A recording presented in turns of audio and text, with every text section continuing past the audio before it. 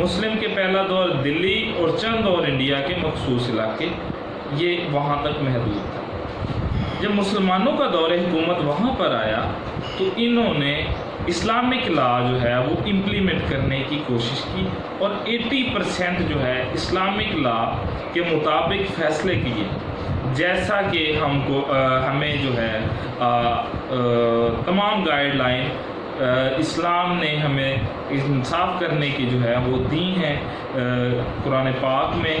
اور حضور نبی کریم صلی اللہ علیہ وآلہ وسلم کی احادیث مبارکہ کی روشنی میں جو ہمیں کرائٹیریا انصاف کی دیے گئے ہیں وہ انہوں نے امپلیمنٹ کرنے کی کوشش کی۔ 80% وہ، اور ساتھ اس کے جو آلریڈی کسٹمز اور جو نارمز جو آلریڈی وہاں پہ چل رہی تھی ان کو ساتھ ساتھ انہوں نے اپلائی کیا، اور کچھ سیکولر جو پرابلمز تھے ان کو دوسرے طریقے سے ڈیل کیا، اور یہ انہوں نے کورٹس کا جو ہے وہ قیام کیا 7 ڈسٹرکٹ میں، پروونس میں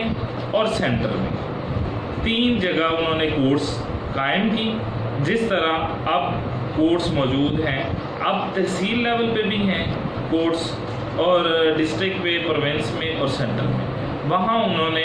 ڈسٹرکٹ میں، پروونس میں اور سینٹر میں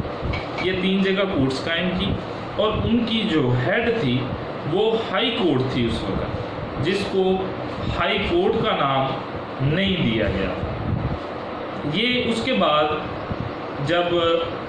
یہ ریپلیس کرتا ہے اس سسٹم کو مغل دور، اس کے بعد مغل دور شروع ہوتا ہے، اور مغل دور نے جوڈیشل سسٹم میں جو جوڈیشل سسٹم پہلے مسلمانوں نے رائج کیا، جو قانون رائج کیا، اسی میں بہت ساری امپروومنٹس کی۔ امپروومنٹس جو ہیں وہ مغل دور میں شروع ہوئیں، اور مغل دور نے ٹاؤن میں، تحصیل میں، ڈسٹرکٹ میں،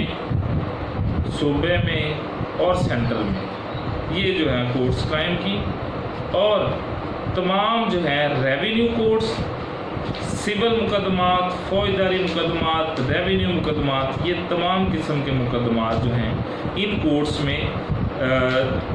زیر بحث آتے۔ دور میں یہ جو ہندوؤں کی پنچایت تھی اس کو بھی دوبارہ اوپن کر دیا، پہلے وہ ختم ہو چکی تھی، ان کے اختیارات ختم ہو گئے تھے۔ جو ہے ایلڈرز کی جو پنچایت تھی وہ انہوں نے دوبارہ اوپن کر دی۔ اس کے ساتھ ساتھ یہ تمام جو چیزیں تھیں وہ ان کو امپروو کیا، اور انہوں نے جو ہے وہ ٹاؤن پر جو تعینات کیے وہ قاضی پرگنا کے نام سے اس کو نام دیا، جو اس کو ہیڈ کرتا تھا، جو اس کورٹ کو رن کرتا تھا۔ ڈسٹرکٹ جو کورٹ تھی اس کو سرکار کا نام دیا،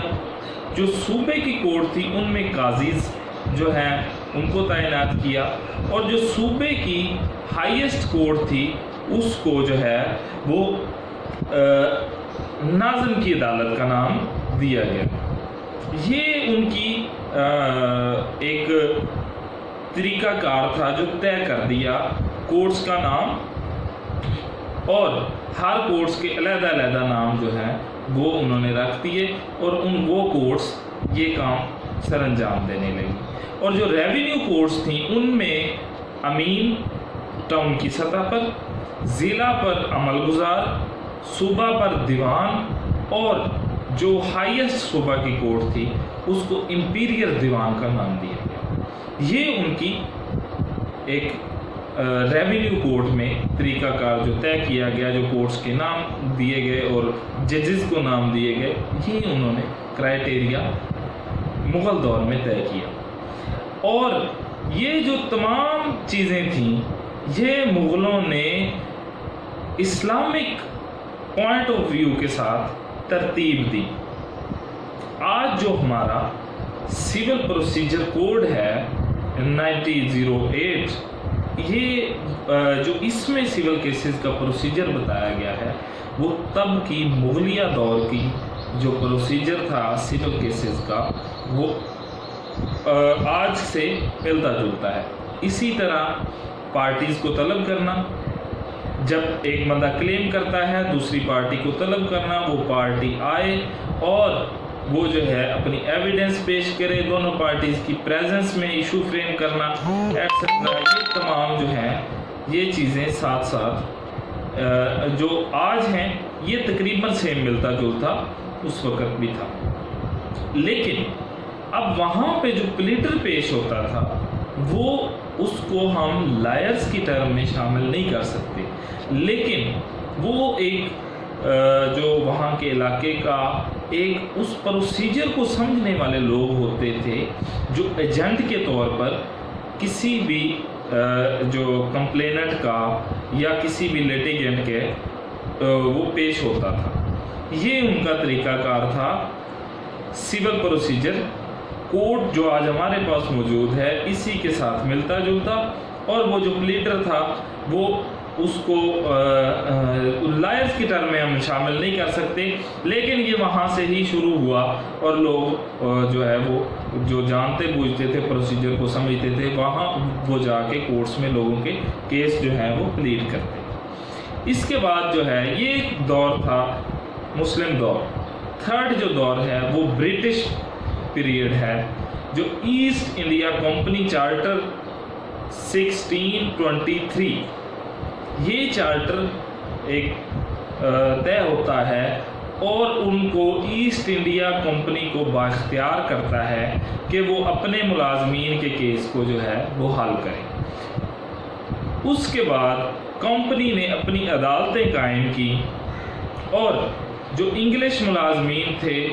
وہ ان کے مسائل حل کرنے لگی۔ وہ انگلش ملازمین جو ان کے مسائل تھے وہ انگلش لا کے مطابق حل کرتے تھے۔ اس کے بعد ایک ان کو اور اختیار ملتا ہے، کمپنی کی کونسل جو ہے وہ تمام قسم کے سول اور فوجداری مقدمات کا فیصلہ کرے گی۔ 1661 چارٹر اس کے بعد وہ گورنر اور کونسل کو اختیار ملا کہ وہ ملازمین جو کہ اس حدود میں آتے ہیں ان کے جو سول اور فوجداری معاملات ہیں، کیسز ہیں، ان کے فیصلے وہ کریں۔ جب وہ فیصلے کرتے تھے تو وہ انگلش لا کے مطابق کرتے تھے، وہاں پہ انگلش لا اپلائی ہوتا تھا۔ اب جو ہے وہ کمپنی کا چارٹر جو ہے وہ ایک تجارتی کنسرن سے تبدیل ہو کر ٹیریٹوریل پاور جو ہے وہ بن گیا، اور نئی اور اضافی عدالتیں جو ہیں انہوں نے قیام میں عمل میں لائیں اور ملازمین اور ان کے جو سبجیکٹ میٹر تھے، سبجیکٹ کے ڈسپیوٹ تھے، ان کو سیٹل کرنے لگے۔ ابتدائی طور پر جو ہے وہ ایڈمنسٹریشن آف جسٹس تک یہ محدود تھے، لیکن presidency town of Mumbai, Calcutta, Madras اور یہ یہاں پہ انہوں نے قیام میں عمل میں لائی، لیکن لوگوں کو چونکہ پورے جو برصغیر میں جو لوگ دور دور تک ان کو بڑا جو ہے وہ فاصلہ پڑتا تھا، پھر انہوں نے 2 سیٹ اپ بنائے، 2 سیٹ اپ ایکسٹرا بنائے۔ مفصل جو ہے وہ نام ہے جگہ کا، وہاں پہ انہوں نے 2 سیٹ اپ کورٹس کے اور بنائے، اور ان کو جو ہے اس وقت انہوں نے ایک سپریم کورٹ بنائی، وہ ان کو ہیڈ کرتی تھی، اور جو ریکارڈر کورٹس تھیں وہ سپریم کورٹ کے انڈر تھیں۔ اب وہاں پہ جو لوگ موجود تھے وہ لوگ جو ایک تھی صدر دیوانی عدالت، ایک تھی صدر نظامت عدالت۔ یہ 2 عدالتیں تھیں جو وہاں کے لوکل لوگوں کے لیے جو اب وہاں پہ جو ایک نظامت عدالت تھی، صدر نظامت، اور دوسری جو ہے وہ صدر دیوانی عدالت، یہ وہاں کے مقامی لوگوں کے مسائل کو حل کرتی تھی اور مقامی لوگوں کے مسائل کو دیکھتی تھی، جو بھی ان کے کیسز آتے تھے۔ اب 1798 میں ریکارڈ عدالتیں بنی مدراس، ممبئی میں۔ 1798 میں ریکارڈ عدالتیں بنی مدراس میں اور کلکتہ میں۔ اور 1800 میں ایک پارلیمنٹ کے ایکٹ کے ذریعے جو ہیں یہ عدالتیں وجود میں ہیں۔ 1823 میں ریکارڈ عدالتیں ریپلیس ہوئیں سپریم کورٹ ممبئی سے، اور تمام اختیارات سپریم کورٹ جو تمام اختیارات تھے وہ کلکتہ کی سپریم کورٹ کے پاس ٹرانسفر ہو گئے۔ اور جو ہائی کورٹس ہے،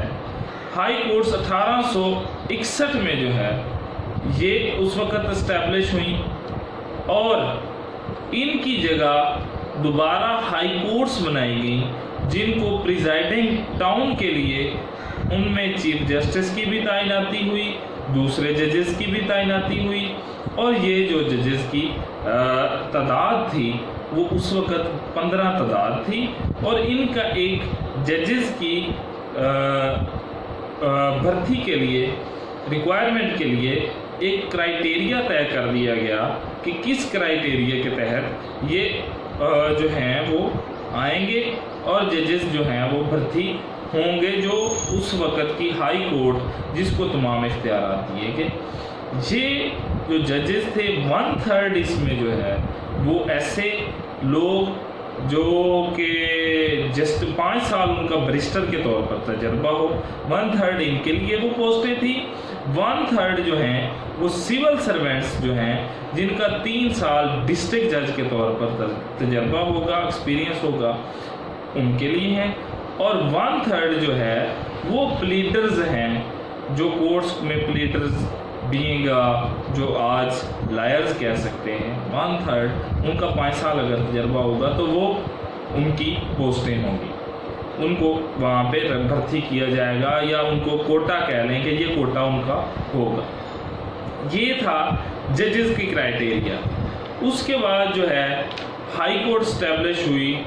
ہائی کورٹ لاہور جو ہے